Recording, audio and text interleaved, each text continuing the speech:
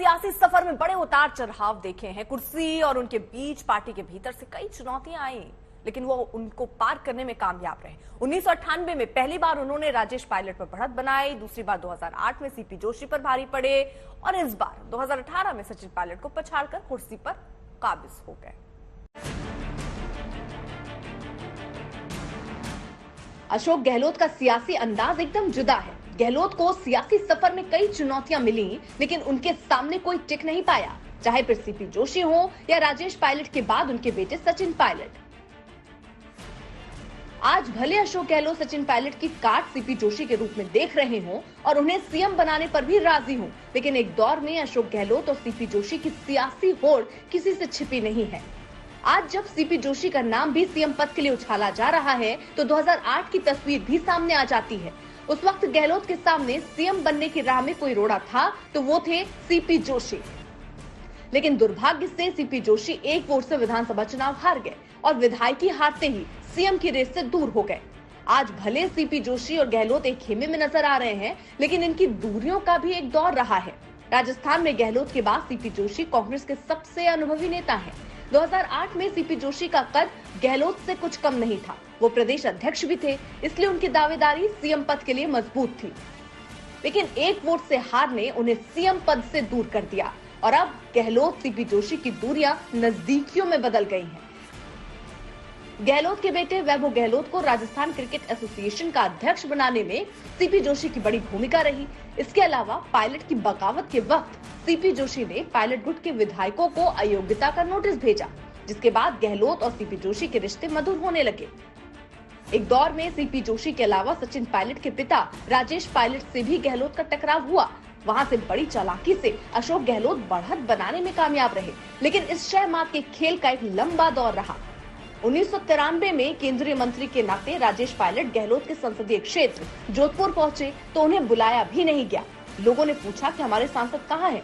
राजेश पायलट ने कहा, यहीं कहीं होंगे बेचारे गहलोत। उस वक्त गहलोत हाशिए पर थे, लेकिन कुछ वक्त बाद गहलोत ने बाजी पलट दी और राजस्थान कांग्रेस के अध्यक्ष बन गए। 1998 विधानसभा चुनाव में राजस्थान में कांग्रेस जीत चुकी थी। सोनिया गांधी भी राजनीति में सक्रिय हो चुकी थी, लेकिन पायलट सीताराम केसरी से कांग्रेस अध्यक्ष का चुनाव हारने के बाद से ही हाशिए पर थे। सोनिया गांधी ने सीएम पद के लिए गहलोत का समर्थन किया और राजेश पायलट का पत्ता कट गया। इस तरह 1998 में राजेश पायलट, 2008 में सीपी जोशी और 2018 में सचिन पायलट की चुनौती के बाद भी अशोक गहलोत सीएम बनने में कामयाब रहे। अब सबकी नजरें एक बार फिर गहलोत की गेम पर हैं। सीपी जोशी आएंगे या फिर पायलट सरकार चलाएंगे? आज तक ब्यूरो। पीएफआई को लेकर जांच एजेंसियों ने बहुत बड़ा खुलासा किया। दावा है कि प्रधानमंत्री मोदी का पटना दौरा पीएफआई के निशाने पर था। ऑपरेशन ऑक्टोपस में पकड़े गए पीएफआई नेता से पूछताछ में सामने आया, किसी 12 जुलाई को पीएम के पटना दौरे पर गड़बड़ी की बड़ी साजिश की गई थी।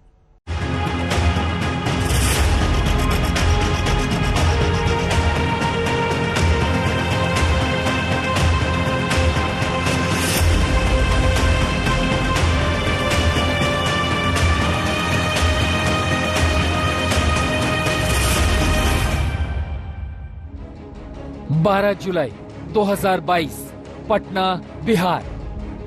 यही वो तारीख है जब प्रधानमंत्री मोदी बिहार विधानसभा भवन के शताब्दी समारोह में शामिल होने पटना पहुंचे थे। उनके स्वागत की जबरदस्त तैयारी थी, सुरक्षा भी चाक चौबंद की गई थी, लेकिन पीएफआई उस रोज उनकी सुरक्षा में सेंध की साजिश रच रहा था। अब 2 महीने बाद इस साजिश का खुलासा हुआ है। केरल में गिरफ्त में आए पीएफआई नेता ने साजिश का बड़ा खुलासा किया है। उसने माना कि पीएम की 12 जुलाई की पटना रैली में गड़बड़ी की साजिश थी।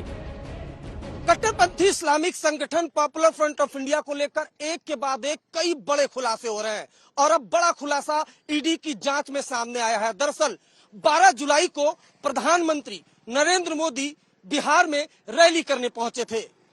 खुलासा ये हुआ है कि पॉपुलर फ्रंट ऑफ इंडिया के लोग उस रैली में माहौल खराब करने की साजिश रच रहे थे।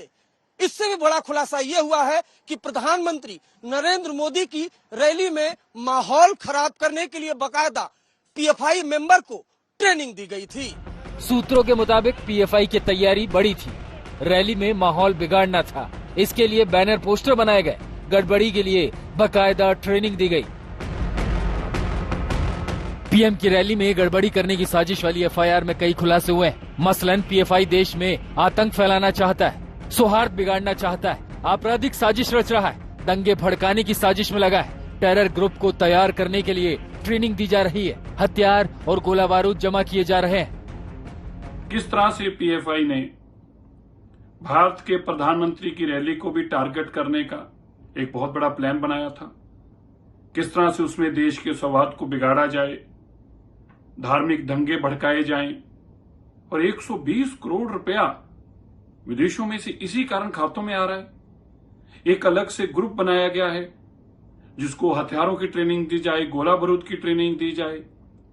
ये लोग देश के माहौल को बिगाड़ना चाहते हैं, देश के लिए खतरा बने हुए हैं। ये सारा षड्यंत्र पीएफआई की गिरफ्तारी के बाद, लोगों की गिरफ्तारी के बाद सामने आया है। ये भी सामने आया है कि इनके निशाने पर अनेक हमारे राष्ट्रीय स्वयंसेवक संघ के अधिकारीगण और भारतीय जनता पार्टी के भी कई नेतागण इनके निशाने पर थे और कुछ विदेशी ताकतें ऐसी हैं जो भारत को इस्लामिक राष्ट्र बनाना चाहती है और विदेशों से इसमें फंडिंग हो रही है। तो एक बहुत बड़ा षड्यंत्र भारत को इस्लामिक राष्ट्र बनाने का चल रहा है। पीएम मोदी की अक्टूबर 2013 की रैली में भी गड़बड़ी हुई थी। गांधी मैदान में धमाका हुआ था जिसमें इंडियन मुजाहिदीन का हाथ बताया गया। Now the government, we society, more than government, the society need to be aware of this, and government need to take firm action against such people and show them their place, that what they are doing is unlawful. हाल में बिहार में PFI module का भी खुलासा हुआ है। शहर शहर PFI के ठिकानों पर छापे पड़े, कई दस्तावेज मिले, आतंकी ब्लूप्रिंट मिला है। इंडिया 2047 नाम से 7 पन्नों की बुकलेट मिली है। भारत को मुस्लिम देश बनाने का जिक्र मिला है। शहर शहर ट्रेनिंग दी जा रही थी, तब बिहार पुलिस ने इसे गंभीरता से नहीं लिया। ट्रेनिंग को आरएसएस शाखा से तुलना कर दी गई, लेकिन विवाद बढ़ने पर एसएसपी को सफाई देनी पड़ी। तिरुवनंतपुरम से शिबिमोल केजी, किशनगंज से रोहित सिंह के साथ अरविंद ओझा, आज तक।